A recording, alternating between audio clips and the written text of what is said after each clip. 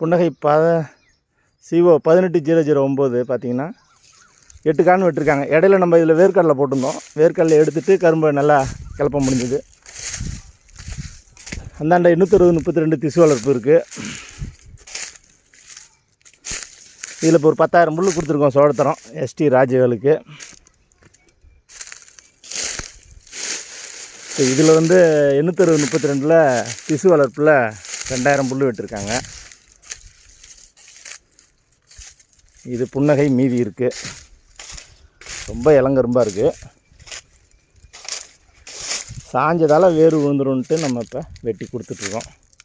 இன்னும் ஒரு 4000 புல் இதில் ஆர்டர் இருக்குது.